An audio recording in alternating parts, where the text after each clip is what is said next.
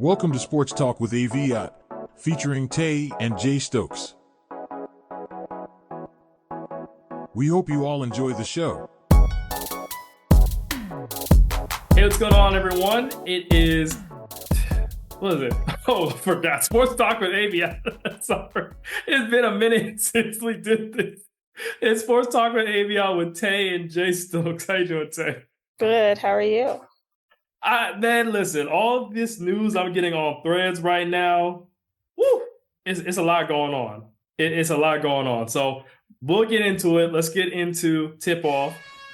So how's life been? Anything new? Any new hobbies? Anything you've been getting into? I know there's one bit of news you're probably itching to tell the audience. Wait, what news? Whose birthday was it yesterday? Oh, Theo's birthday. Yes. He turned 2. He's my big boy. Taylor's little child turned 2. He's a big boy, but he's still a baby. Yes, he is. Full of energy. Yeah, but no, nothing's going on. Okay. Nothing's happening. It's boring.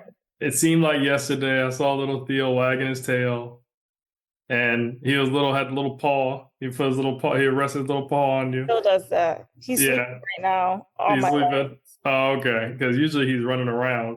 Yeah. So okay. Well, happy for Theo, definitely. Yeah, I just came back from going to the store. I know yesterday we were supposed to record this show, but I tell you, everything. I need a new computer because my Skype. My Skype was. I'm sorry, not Skype. Zoom. I'm about to say. I'm stuck. Isn't Skype going out of business? Skype already out of business. Oh, poor Skype. Yeah. R.I.P. We got to play the sad music for them. But yeah, so my Zoom wasn't working. I had to redo the Zoom. I can't wait to get to this. Oh, I cannot wait. So what's the breaking news? I cannot wait. You will see in a minute. Let's get into pass interference. First, before anything, we got to talk about the NCAA Women's D1 College Basketball Tournament. Let's talk about the games leading up to the final. So let's get the play-by-play. Well, the last time I think we spoke, we were in the Elite 8. No, we were in the Final 4. We're in the Final 4, yes. No, we were in the Elite 8 because Glasses hadn't played South Carolina yet. No. Oh, okay. Cheyenne Sellers, okay. Yeah, so I think we're still in the Elite 8. The games were good. I will say the Final 4 games were not as close as they probably should have been. The Texas-South Carolina game was better than the UConn, UCLA, and then I feel like the final game wasn't close either. But the games were great. Yeah, the Texas game, they gave up in the end. They did. He saw the writing on the wall. Yeah, Dawn has Vic Schaefer's number. She has his number because he got her number. Huh? Gino got her number. Not necessarily, because remember, Gino's last and only finals loss came to Dawn. Yeah. Okay, but then that finals loss, they didn't have a full team. Okay, well, South Carolina didn't have a full team this time. They had more of a full team than UConn. When UConn lost, they had like 3 players. No, don't discredit. Don't discredit. I'm not going to discredit Dawn. I'm not going to discredit Dawn. But what I'm trying to say is, don't do that. It appears. I love South Carolina, but it appears when Gino has all his players, Gino's unstoppable. I believe had Ashlyn Watkins, I'm going to say this point, then we're going to walk it back to the Elite 8 games. I believe had Ashlyn Watkins been with South Carolina and never tore her ACL, I think we see a different game. I'm not saying the outcome would have changed. Yeah, but it would have been closer. I think we see a different game. So let's go back to Elite 8. That Maryland-South Carolina game was incredible. It was good. That was I thought No. No, they were Sweet 16. No, they were Sweet 16. It was Duke and South Carolina. South Carolina. Sweet 16 was Maryland and Ashley Barker. Yeah, we talked about that already. We talked about Sweet 16. So Elite 8, wasn't it South Carolina and Maryland? What? No. Elite 8 was Duke and South Carolina. So that means Maryland and South Carolina met in the Sweet 16. Oh, then who did Maryland play? Because Maryland made it to Elite 8, right? Am I making that up? No. Maryland lost to South Carolina in the Sweet 16. Oh, okay. Yeah, so they were playing Alabama. That's where Barker went off. Ashley Sarah Barker, whatever her name is. Yes, and that's what made it so that she could, that really increased her draft stock. She got invited to the draft. You see her in the WNBA draft. We're going to get into that later on, but you see her in the WNBA draft now. It was because of that Maryland game. She was incredible in that game. Oh, yeah. Listen, she got a fan out of me. I said, bro, where'd this woman come from? I said, this white girl can shoot. Where'd she come from? I got to watch her. Why haven't I been watching her all year? I know. The thing is, Alabama's in the SEC, so she's in a tough conference, and she's been balling out. But that one, I believe, just made everyone go, whoa. Yeah, everyone was shocked. Yeah, she was scoring from everywhere, and then she hit the 3 free throws in order to get them to the double overtime. Yeah, the pressure. She was something serious. She was smiling. Go to the free throw line. She was serious. Yeah. So that game. Sorry. Then the Elite Eight happened. Duke and South Carolina. That was a close. No, sweet. Oh, but wait. Did we even cover the Sweet 16 games? Who was in the Sweet 16? I'm gonna have to Google it. So long ago. Well, we could talk about the games that were more of the standouts. So okay. Duke, South Carolina. Okay, that's Elite Eight. We'll just do Elite Eight. Fine. Because the Maryland South Carolina game was still good too. Oh, that was a good game. Yes, that's all I'm saying. Sweet 16. Yeah, okay, that's. I see now. I see. South Carolina always be giving the FAMs, as we are affectionately called, a heart attack. Every single game, the blood pressure be up because I had to say, once I saw the way they played though in the Sweet 16 and the Elite Eight, I said, they're not getting past Gino and UConn. I said there's no way. But they were too shaky. They were really too shaky. And though Malaysia Fulwiley, who we'll get into later on also, though everyone says she's such a skilled player, such a phenomenal player, she makes a lot of errors. She turns the ball over a lot. She makes a lot of bad decisions, doesn't cover on defense. That's what I saw. I saw a really good TikTok about it, about somebody breaking down basically how she doesn't play defense. Right. She relies too much on her athleticism to try to get her across the court, but that's not going to work. Correct. So that South Carolina-Maryland game, she did come through and score a lot in the end. I will say Raven Johnson as a constant for South Carolina, because even in that final game, Raven is the only person who plays consistent.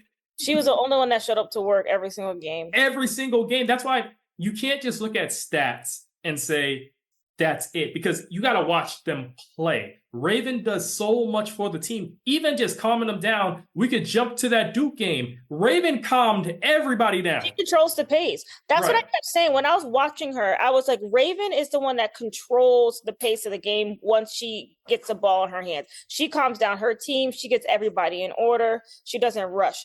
It is clear that she is like the standout. To me, she's the standout player, not for her performance necessarily, but because she is the one that's able to get the girls together. Correct. Execute and win games. Correct. To the best of her ability. To the best of her ability. I mean, obviously she has aspects that need to be worked on. Her jump shot, obvious. To be honest, that's it. If she develops a jump shot, she's fine. Jump shot's not good. Yeah. If Raven develops a jump shot, she is great. Right now, she is very good. She doesn't turn the ball over. Right. Her assist to turnover ratio is crazy. And you know what assist to turnover ratio is, right? No.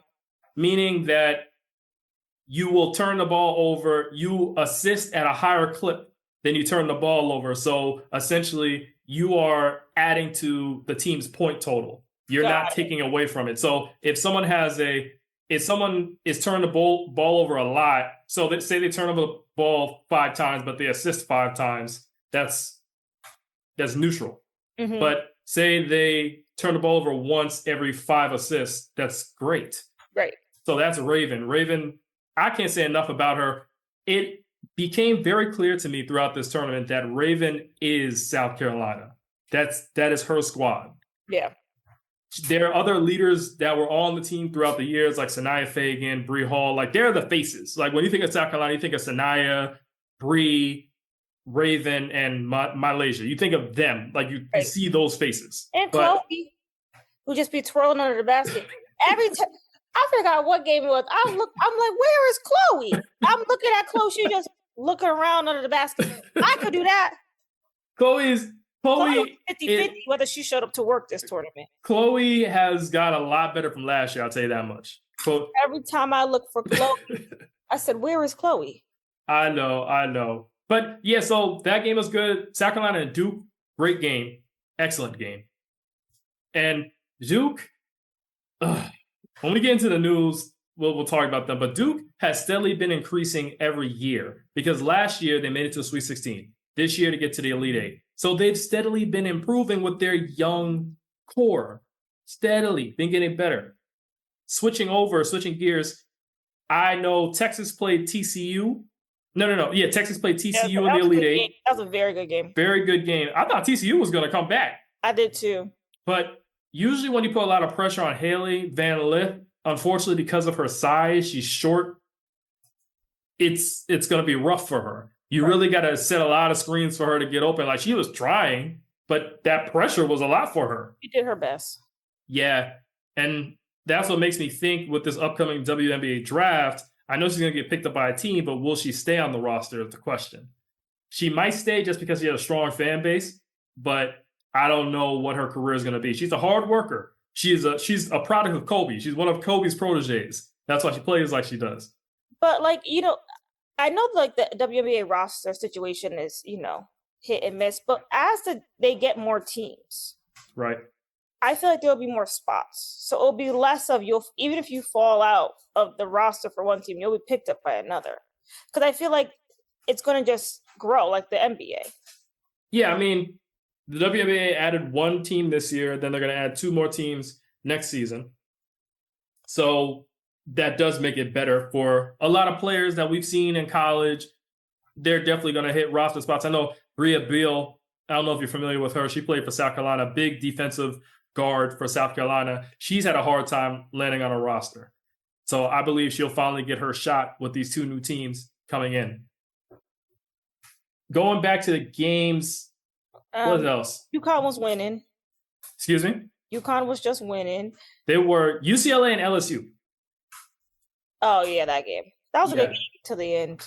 It was good. I still believe that Kim Mulkey does poor in her coaching jobs. I believe these 2 past years of them losing in the Elite Eight, it's on Kim. Last season, why would you have Haley Van Lith guarding Caitlin Clark? Haley Van Lith is 5'8". Caitlin Clark is 6 foot. Right. That doesn't make any sense. You should have had Flage on her. I understand you needed more scoring, but it doesn't matter. You need to stop the person that is going to. She single-handedly took down LSU after Angel got hurt. Let's not get twisted. People forget that part. Angel was on a roll, steamrolling. They were up by, I think, 7 or something, and Angel had like 15 points. Angel was gone. Then next thing you know, she twisted her ankle. I said, oh, Lord, game's over. As soon as she twisted her ankle, I said, this game's over. I feel like Kim Mulkey in this game, I don't know who was shooting and couldn't shoot, but that person needed to be taken out or stopped. Oh, you're talking about Gilbert. You're talking about Kaylin Gilbert. That's who it was? Yeah, with the colorful braids. I don't know who it was. All I know is that Flage was actually doing a great job towards the end. And they kept giving the ball to this girl that couldn't shoot. Yeah, Kaylin Gilbert. Yeah, that's what it was. And so I don't understand why she kept having the ball in her hands. That's on Kim. I believe LSU had a very good job. You front Lauren Betts, stop everybody else. See, UConn played exactly how you're supposed to play. You front Lauren Betts. If she scores, all right, it is what it is. But you shut down everybody else. The team, yeah. When they got Lauren in foul trouble, LSU, and she had to sit down, they did not capitalize. That is when you capitalize, run plays, score. Right. I couldn't understand it. I just didn't get it. Yeah, Kim Mulkey with that suit, that magnolia. I do like to see what she has on. I do. It's always something interesting. Yeah, I remember one of the reporters, they tried to ask her a question about her outfit. She's like, it's flowers. She's like, it's the state flower of Louisiana. Yeah, just what the reporter tried to say something dumb. And she was like, it's the state flower of Louisiana. Well, in the C6T, she was dressed like Michael Jackson. Oh, that was hilarious. And then UConn, I don't even know who UConn played. Everybody. UConn took down Oklahoma easily. That's what Paige went off. Remember, Paige got, I think, what was it, 40 points or something? Yeah, Paige went off. And I was a little nervous about that because I said, I wonder how they're going to play against an SEC team. No problem. I think they have the hardest division. I don't know what you call it in NCAA, March Madness. Look, because when I was building my bracket region, I feel like they had the most competition to really get through. Yeah, because they weren't number one. They weren't a number one seed. And I don't know why not. Because they lost multiple games this season, Tay. They lost. The only major team they beat was South Carolina. All their big matchups they lost. They lost against Tennessee. They lost against Notre Dame. They lost against USC. So those were their biggest matchups. Yeah. I don't know. So, what game was it? Was it the Final Four? With UCLA and UConn? It was one of them games where poor AZ Fudd couldn't shoot. Oh no, that was. I was screaming. Yeah, I think that's the Oklahoma game. She was 0 for 30. It wasn't. Was it Oklahoma? No. It was the UCLA game. It was the UCLA game. It was the USC game. Yes, the USC game. Sorry, yes, USC. She was 0 for 13. I said, please stop shooting, please. They're very fortunate that Juju got injured because I'm telling you, as good as UConn is and how they were clicking, had Juju not got injured, she would have single-handedly taken them down herself. Okay? AZ Fudd was 0 for 13. I said she has to stop shooting. We have to get her to stop. I know shooters got to shoot, but maybe they shouldn't. Yeah. Oh, I was screaming. I said, she took another shot. I said, no! Oh, they were killing me with that. Why is the ball in her hands? Poor AZ. Okay, she redeemed herself. The thing is, when AZ is on, she's on, clearly. She's one of the best players in the entire country. When she's on. Okay? I'm surprised she's coming back for another year. I mean, I'm not, but I am. No, because it's the same thing with Paige. She got injured, so she wants to come back and redeem herself because she hasn't played most of her UConn tenure. Yeah. Every time you see, I don't mean to laugh, but every time you see AZ on crutches. Last year when UConn had 5 players and one, you remember that? UConn had the starting lineup and one sub. I said, why are they here? And they still made it to the Final Four. Exactly. And they should have made it to the finals had they not cheated them out the game. And that's what I'm trying to say. I think that UConn was destined to win. I don't think anybody was stopping UConn this year. No. They had to do it. Listen, Paige would have been the only great from UConn to have not won a national title. There is no way that could happen. Gino wasn't going to let that happen. Gino loves Paige. She's his favorite. She's his favorite. No. Diana's his favorite. That's his grandbaby. Diana's his child. But I feel like Paige is his grandbaby. Yeah, like he loves Paige. Oh yeah, definitely. You can see it. I mean, the man's crying over her. He's trying to play it off. The man crying in the press conference. You're not going to know what to do next year when Paige not there. Nah, I still think that UConn's going to be a force. However, I don't think Sarah is enough to carry them at the moment. And serious. No, Sarah is serious. All right, let's go to first let's take a pit stop at the UCLA game, then we're going to go to the final. The thing about the UCLA game, I felt that UCLA was feeling themselves just because they beat South Carolina earlier in the season when South Carolina wasn't themselves. I think in a rematch, South Carolina takes them down. But they were feeling themselves throughout the season. They're very cocky, very big-headed, and it was good. And I put this on threads through our account, through this, the company account. And I was saying they needed to be humbled this year. Then next year, it is what it is. But they needed to be humbled because if not, you would never hear the end of it. So when UConn came and dog walked them. So it was bad. In the Final Four, I was like, whoa. It was by like 38 points. It was something crazy. Whoa. I was happy. As a Connecticut native, I was happy. But everybody was looking at them like, this is your number 1 seed? But they never deserved to be number 1. That's why Dawn was annoyed. They were the number 1 overall seed. The only reason why you're the number 1 overall seed because you beat South Carolina early in the season. They never deserved it. After USC took them down twice, first at USC and then in their own home, they shouldn't have been number 1. I said, this is y'all number 1. Are we sure about that? Yeah, then Coach of the Year. I don't like her. There's something about that lady. I look at her and I say, Oh, no, I don't like her. She's the one that retweeted the article that called LSU the Dirty Debutantes last season. Even her coaches, so everything about her screamed wrong to me. She just seemed like she feels like she's entitled to championships. Girl, have you worked hard enough? She hasn't even made it to no darn championship. I don't like her. Yeah. So, I mean, it is what it is. Let's get into the final, then we'll get into more recent news. So the final, I thought it started off good at first. I said, this about to be a game. Me but too. then Malaysia came in and turned the ball over twice. I said, oh. No, it was good until like, I would say 8 minutes left in the second quarter. And then UConn really started to pull away. And it's like South Carolina had no answers.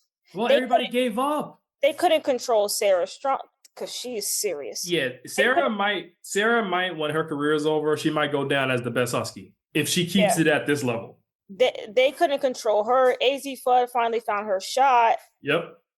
Paige wasn't even doing Paige things. But Paige was a lot on like defense. You're right. She was helping. Paige was doing a lot of defense, a lot of passing, a lot of control of the tempo. And so yeah, she wasn't shooting, but she didn't need to shoot. AZ Fudd was shooting all the shots. Yeah, that's true. AZ was hitting everywhere. I said, Lord. But you know what? I think AZ was supposed to be, who was on AZ? I don't know, whoever it was shouldn't have been there. Yeah.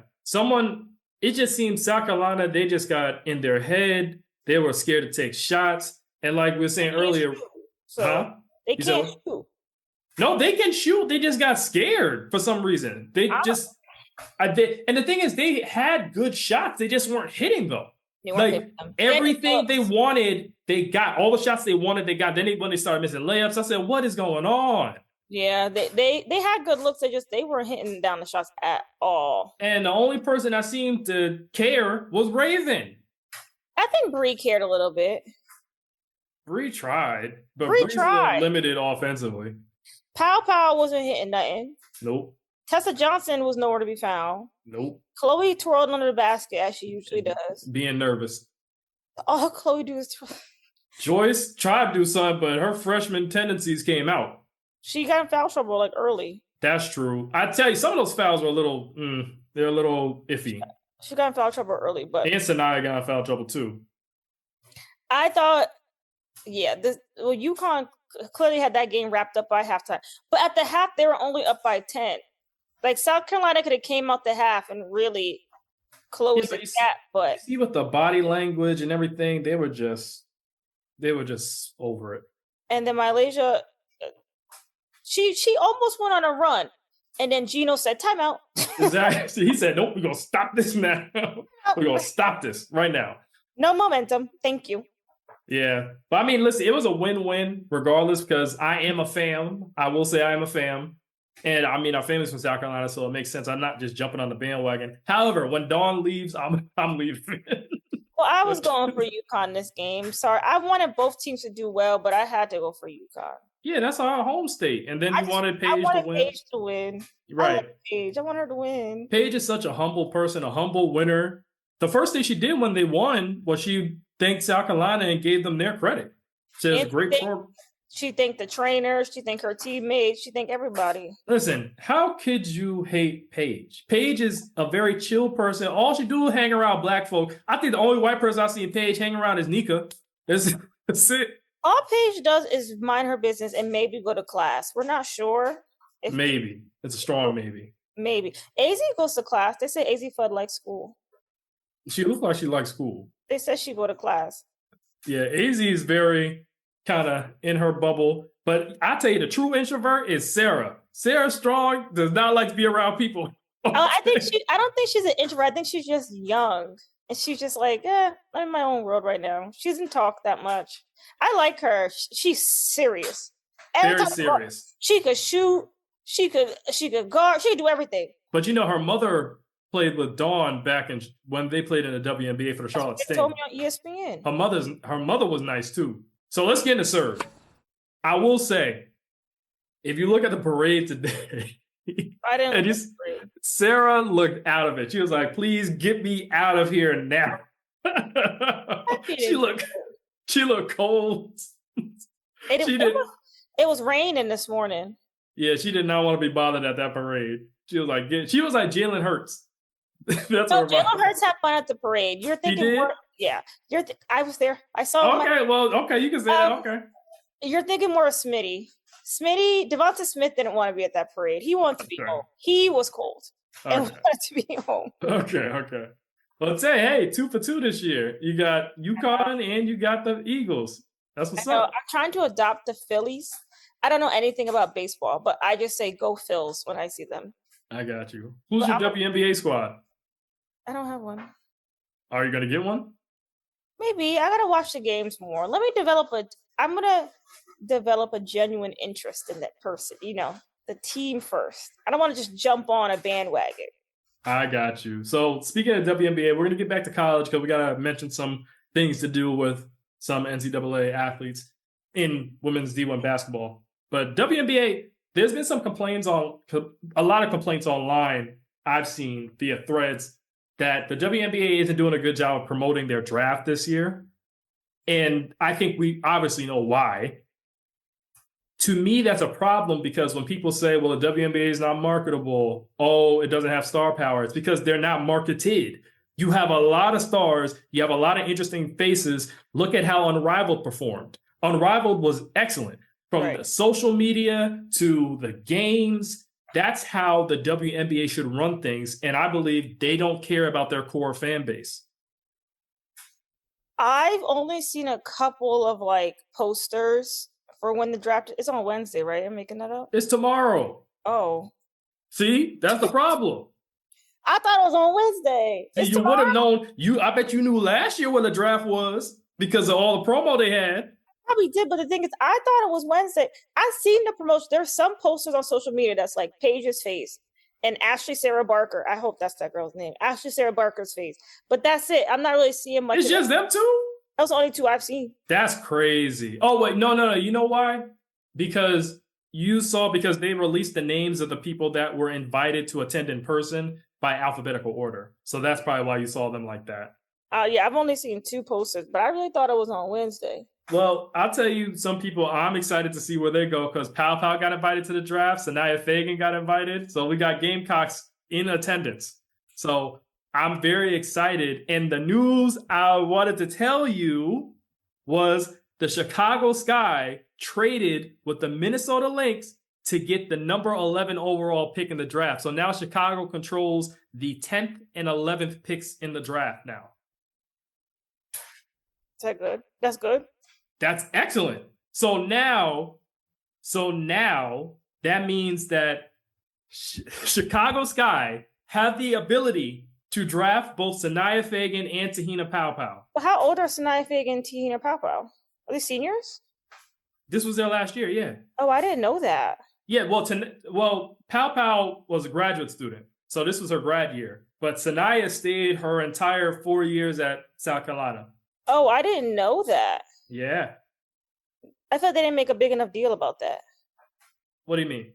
That they were their last 2 years. Even when watching the coverage, they didn't really talk about that. And that's the problem. The WNBA needs to do a better job of covering. There are so many interesting stories. Taylor, so do you know Sanaya Rivers and Isaiah James? They played for NC State. So Sanaya Rivers is a dark-skinned girl. She has the red locks. She's very tall. Okay. Anyways, so Sanaya Rivers and Isaiah James, they both played for NC State. They got beat by LSU. That's who LSU beat before they went to UCLA in the NCAA tournament. Sanaya Rivers was a freshman, was on the same time when Raven, Sanaya Fagan, and Bree Hall were all freshmen. They all are in the same class. They all were at South Carolina together. Sanaya Rivers leaves after her first season and decides to play the rest of her tenure out at North Carolina State. And she's being drafted this year. And she's being drafted too. See, these are so many storylines. And Sanaya Fagan, she decided to stay at South Carolina her whole career. Even though she's the one that was the second because they had Cardosa. Yes. Yeah. And she ended up winning 2 championships there. She was a big part of that championship run last year. Yeah. Sanaya Fagan was. Bree Hall, too. I mean, everybody that's... I think Bree Hall might get drafted in the second round, but everybody from South Carolina that's getting drafted this year was a huge part of that championship run, especially Pow Pow, because Pow Pow was killing it with those threes last season. Last season, not this season. That's watching. She's nowhere to be found. Yeah, I really thought the draft was Wednesday. Okay, I guess it's tomorrow. I think they need to market that better. But then again, not necessarily because I don't know when the NFL draft is. I guess I will see when it gets closer. They need to market it better because the WNBA, they are on the rise, but you cannot put all of your chips on one player. Say Caitlin gets hurt. Now what? There are so many interesting players in the league. There's so many interesting storylines, so many interesting teams. The Aces got Jewel Lloyd. Jewel Lloyd is a 2-time WNBA champion. I think she won twice. Yeah. 2-time when she was with Stewie. Jewel Lloyd is joining the Aces. Kelsey Plum went to the Los Angeles Sparks. So now she's going to be playing with Cam Brink, Rakia Jackson. She's joining back up with Dearica Hamby. Dearica Hamby was part of the Las Vegas Aces' first championship team. There are so many storylines, but you rather focus on Caitlin versus Angel. You know what I'm saying? Like, it's enough. Enough already. I mean, I haven't really been seeing much of that, but I've been seeing more of like who's going to Indiana. And for that, I don't really care. I haven't been seeing like the Caitlin versus Angel. I've mostly only been seeing who's going to Indiana to help out Caitlin Clark. And she's been more visible recently, like on all platforms talking about basketball. And I don't mean to be rude when I say this, but I don't want to hear her talk about basketball. Because to me, she's a good player. But to me, I don't see her as like the basketball expert. Mm-hmm. So if we're going to have talking heads talking about the WNBA, I would rather it be like Asia Wilson or Stewie. Because they have solidified their legacies. They are proven players. Right. They've won at all levels. They won in college. They won at the Olympics. They won in the WNBA. Right. Bam. Yeah, I understand that. The thing is, I believe, this is my personal conspiracy theory, the league is conspiring to get Caitlin a championship. I believe that is what they're doing. And so they're going to do everything in their power to make sure that she wins because they feel slighted that she didn't win in college. And that's why they keep pitting her against Angel. I know you said you haven't seen it, but the WNBA released this graphic called Rivalry Week. So the first... I saw that. And they have Chicago Sky versus Indiana Fever. How are they rivals? Angel beat her already. She lost. But it's over. Get over it. That graphic made me laugh because somebody commented and was like, imagine being the Dallas Wings and you just get here and you have a rival. That was funny. Because I was like, who are their rivals? They just got here. But the thing is, Dallas, don't sleep on Dallas. Dallas might be a little squad. Here's the thing. With Indiana, the problem is they have a lot of offense, but the defense is what's lacking. They don't have defense. I understand Stephanie White, defensive-minded coach and everything. My issue is Stephanie White has not won. She has not won. Those times when she had the Connecticut Sun, she could not get them over the hump into the final. Never. I would just say, like, my only 2 cents on WNBA, they got to make the games easier to find and at better times. Well, they're making all the Fever games easy to find because most of them are going to be on nationally televised programming, and that's annoying to me. Because what is this ION channel? I don't even know how to find the ION channel, but now I got to go to the ION channel for half the games. The same way they put the NCAA women's tournament all on ESPN networks, which I appreciated. They need to start doing that, ESPN, TNT, whatever, with the other ones. And they need to do that for the Valkyries, too. How do you have a new team and you don't have them on primetime television? How are people going to get to know the team if you don't even put them on prime television? The Indiana Fever have the most nationally televised games, followed by the New York Liberty and the Las Vegas Aces. The New York Liberty won the Durham Championship this past season. They should have the most televised games. Come on now.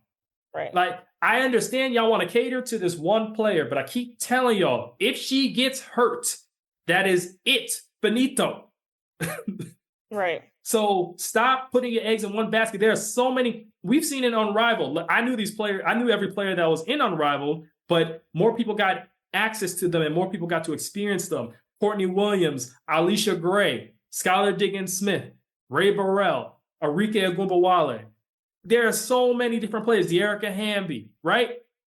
Let's talk about the Atlanta Dream and how they have a nice thing working with Brittany Griner going there. There's so many stories, and it's just very annoying that you pass up on all of this because you want to focus on one player. Even Paige coming into the league, I feel that she's not going to get the coverage that she deserves because she is a true ally of Black people and she is queer. Well, she doesn't get the coverage now. Exactly. And she should. She's better than Caitlyn. She is. She's a 3-level scorer. Caitlyn can only shoot threes and push off when she's driving. So that's all she does. And Paige can defend. And Paige can defend. I give it to Caitlyn. She could pass. She could pass very well. However, those assists she was having last season, a lot of people, I thought assists is when you get them the ball, they do one move and then score. But she was getting assists off of passing people the ball. They had the ball in their hand for a long period of time, then they will score. How's that an assist? It is what it is. I don't want to focus on that part. Here on Sports Talk with AVIOT, we take a break from mainstream media and pop culture to talk about sports. If you're liking what you're hearing, make sure to leave a rating and a review so we can grow our platform. Sports Talk with AVIOT is affiliated with the AVIOT Podcast, the official podcast of Chemistry Productions. Yeah, so sorry about being so passionate about the WNBA stuff. My thing is this. I really love the league, and I've loved the league for a long time. So I feel a type of way when people who are truly giving it their all don't get the respect they deserve. And the recognition. I have people in my mentions every time I make a video that is critiquing how the WNBA handles things or critiquing the fanfare over Caitlin Clark. They're like, well, if it wasn't for her, no one would be watching. They weren't selling and da-da-da-da before she got there. I said, first off, they were selling because they were on an uptick, especially after the Aces were winning. And number two, the exposure has not been there. There's been nothing to market these Black queer players. Yeah, it's just like you can't market one player and be like, it's helping the whole league. Sorry, buddy. You have to market the whole league. Right. And I don't know why these games are on the ION channel. ION? What channel is that? Well, I have the WNBA app, so I could give you the login so you can watch the games on there. Because I don't know where you find the ION channel. Yeah. I don't have cable. Yeah, me and your sister-in-law, we bought the WNBA package, so I'll share with you the information. That way you can watch the games. Okay, thank you, because I don't know what ION is. So yeah. On ESPN? Even if it's on ESPN3, like, can you put it on some ESPN network? Something. I think this was the Las Vegas Aces. This was their championship year. I was looking to watch games a lot. And the only game I got to see was one when they played the Mystics. I actually went to that game. It was the year they won the second championship.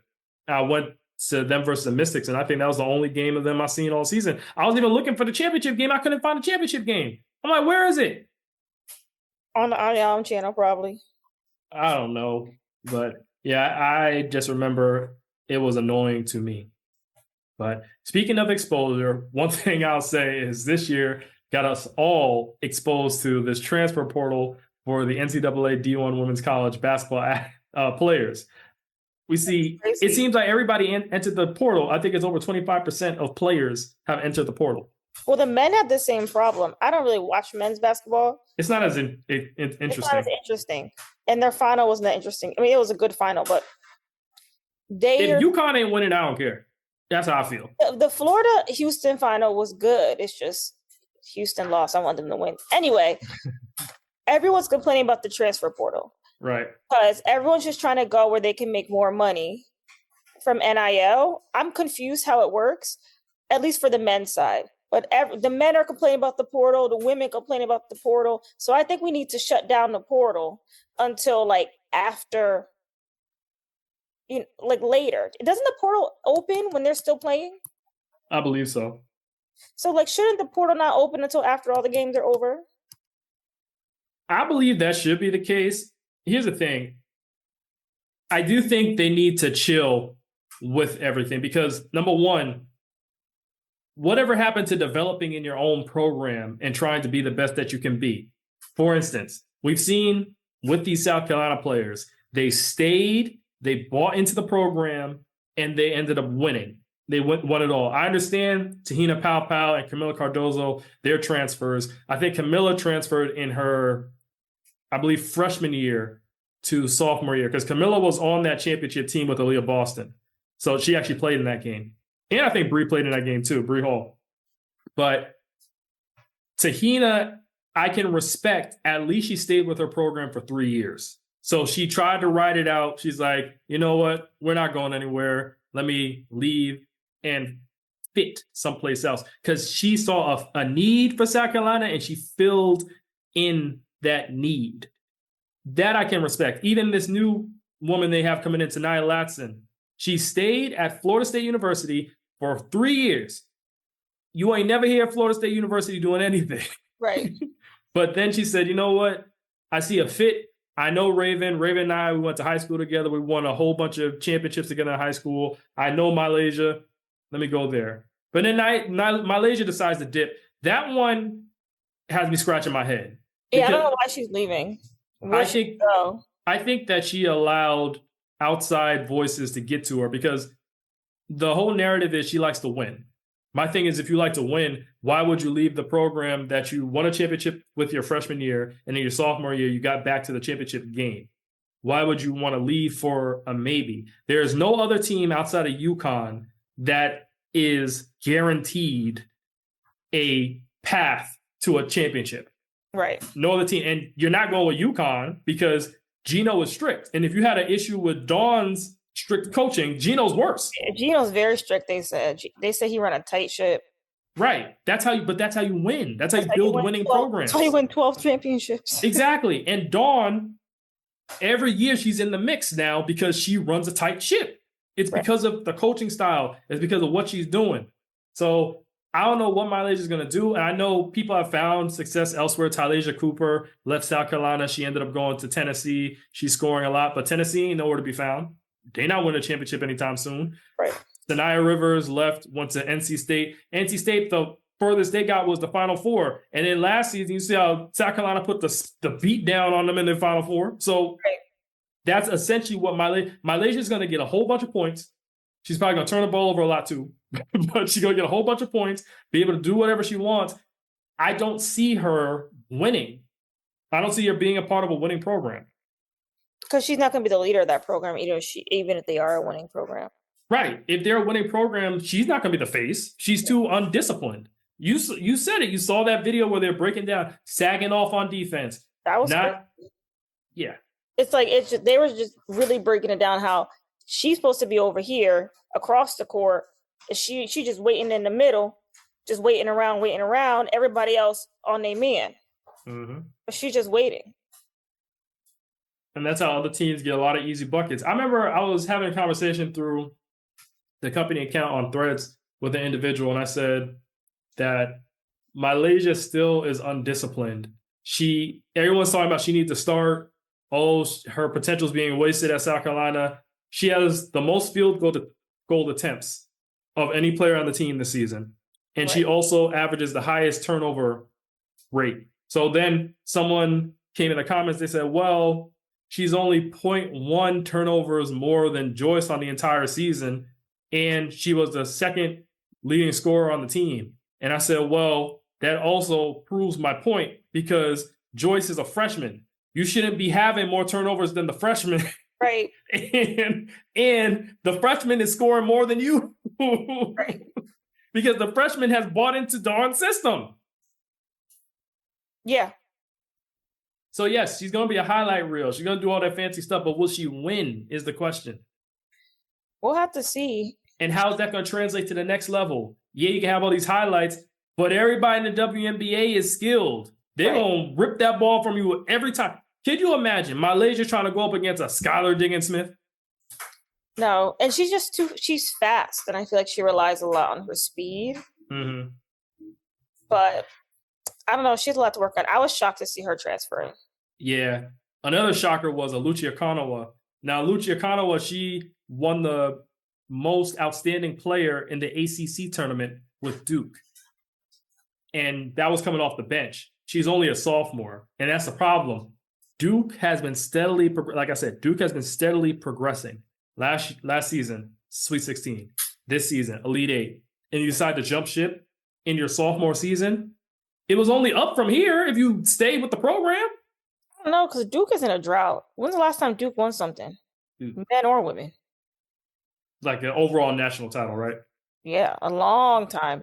Yeah, I mean, the men, people really thought that Cooper Flagg and them were going to do some damage this year, but you saw how that went. Yeah, but that's the problem. I mean, maybe the Duke women could make it, but Duke don't seem like they got it together as an organization.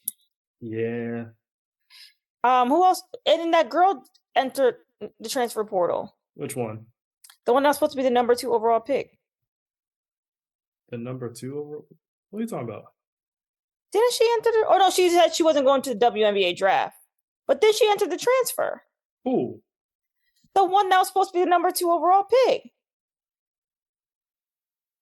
Oh, Olivia Miles. Sorry. I'm like, who are you talking about? Yeah. Olivia Miles. I think she saw the writing on the wall. I will say, once she left TCU, it seemed like the rest of the team followed her. Right. TCU lost their whole squad. I know. Everybody either graduated or left. I know. Now all it is Hannah and the other, I forgot the other girl. I think it's her roommate. She's transferring, right? Who? Olivia Miles. She's not. She already committed to TCU. Yeah. Yeah.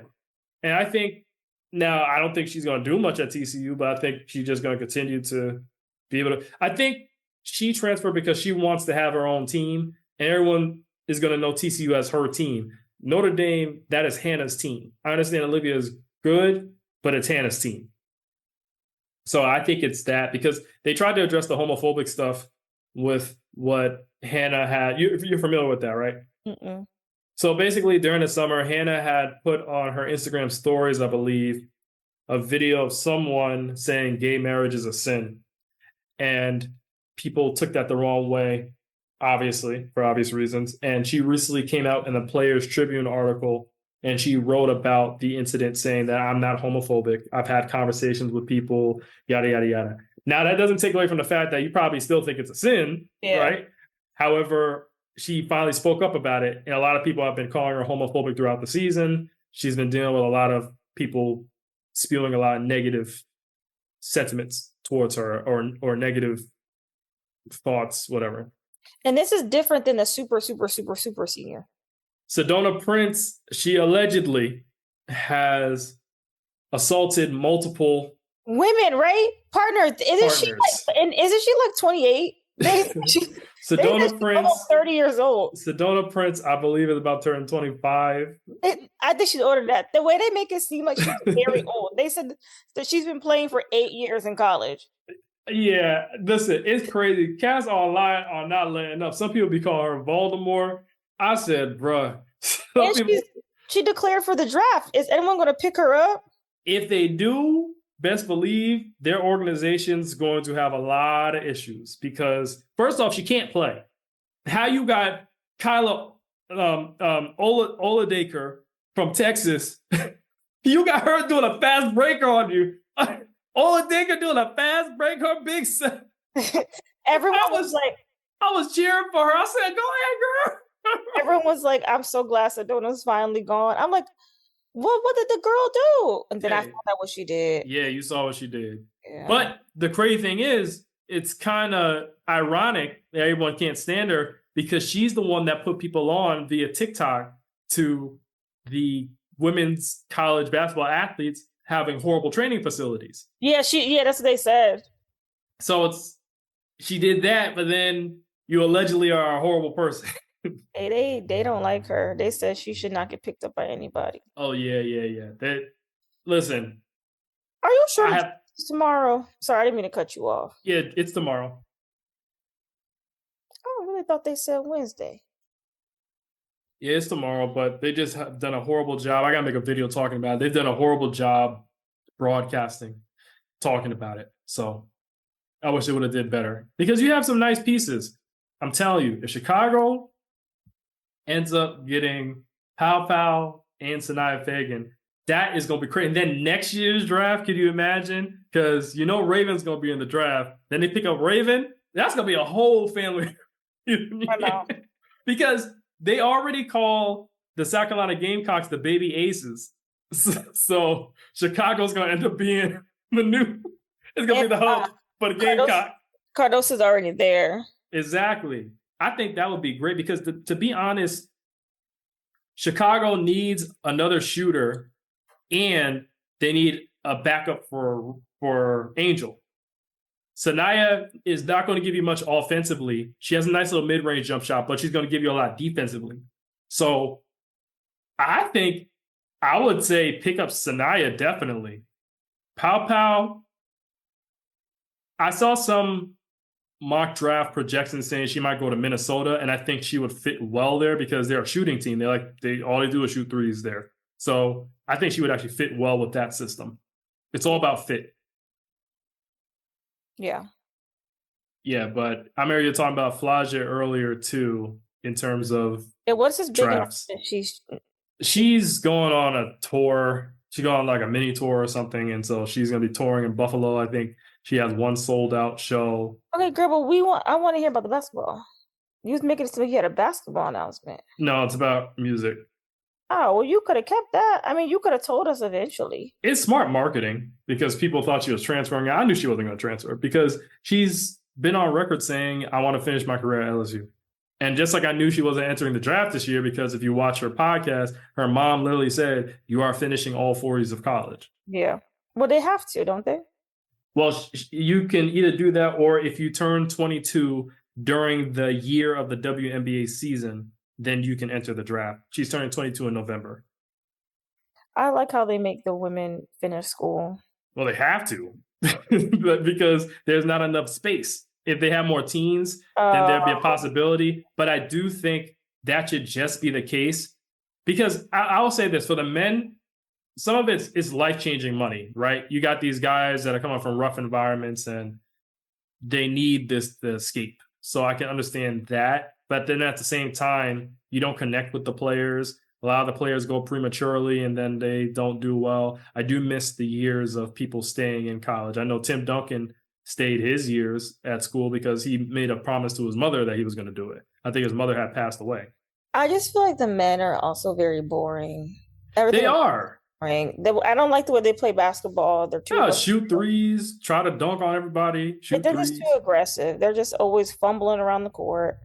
I don't like watching the men. But they also are boring. I know nothing about them. The only one I know is that one guy from Duke. And he ain't do nothing when it counted because he had a good look to win that game against Houston and missed. Yeah. Well, yeah, I'm not really a fan of the men's game. I like storylines. I like when you get to connect with the players. Plus, also both the women's college players and the WNBA players are pretty accessible, because usually, I'll say this for South Carolina at least, they always making TikToks. So you always get to see them. They be on live. That might be the problem. Ply said cut out them TikToks, and they still kept TikToking. And the TikTok took them all the way to the final. Yeah, and didn't win it though. I understand, but they were doing this. They did the same thing last season. They were doing TikToks all the way to the. I feel like they did, but I feel like they were worse last season because they were doing tea time with Tessa. They were doing the TikTok videos. They were dancing, doing the Macarena in the middle of the game. They were worse last season. Well, I said cut out that TikTok. You see what Raven said? Raven said, we need a break. We gonna go crazy. We just think about basketball all the time. Read a book. Y'all need that. Y'all wasn't focused. Oh my goodness. But yeah, so even the WNBA players, they're very accessible. They be popping off on Twitter all the time. I don't have a Twitter anymore, but I still see when people post on Threads their tweets. They be popping up on Threads. They be on live. Because I don't know if you saw Dejanay Carrington of now the Dallas Wings. I'm missing her in Connecticut, but now the Dallas Wings, she was on live and people said, how do you stop Asia Wilson? She said, you hope she fouls out.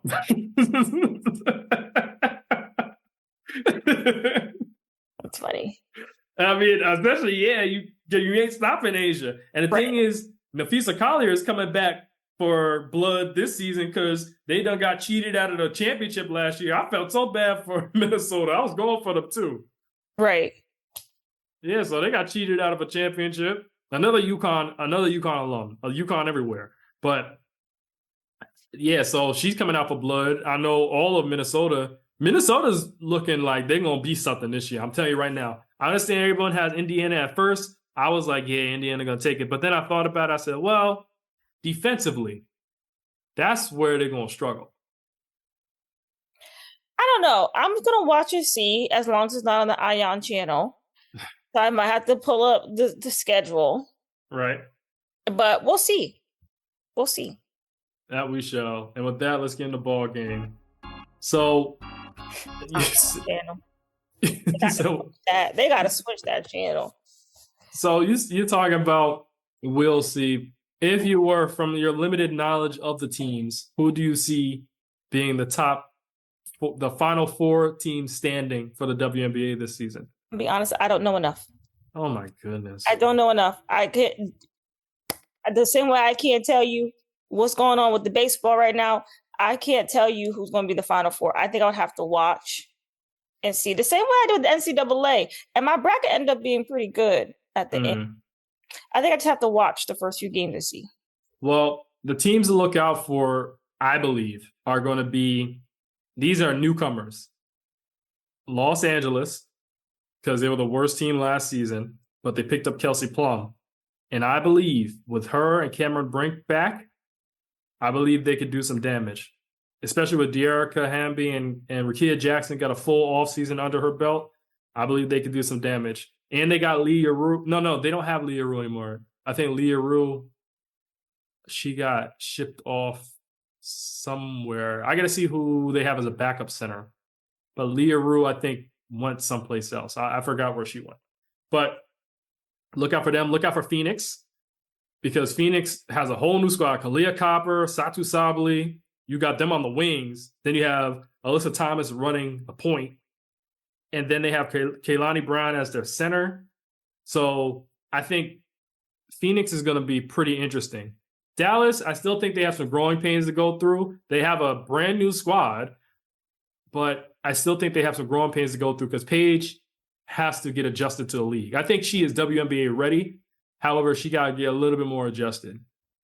So the final 4, I'm going to say, is going to be the Aces, the Fever, the Lynx, and then the last squad. Try to go through my Rolodex. Maybe Atlanta.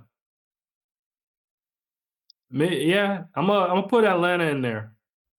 I'm trying to go through all the teams. Yeah, I'm gonna put Atlanta because Connecticut, we're gonna be trash. So I'm not even worried about that. Chicago has a chance. If the only thing I'm worried about Chicago with is shooting.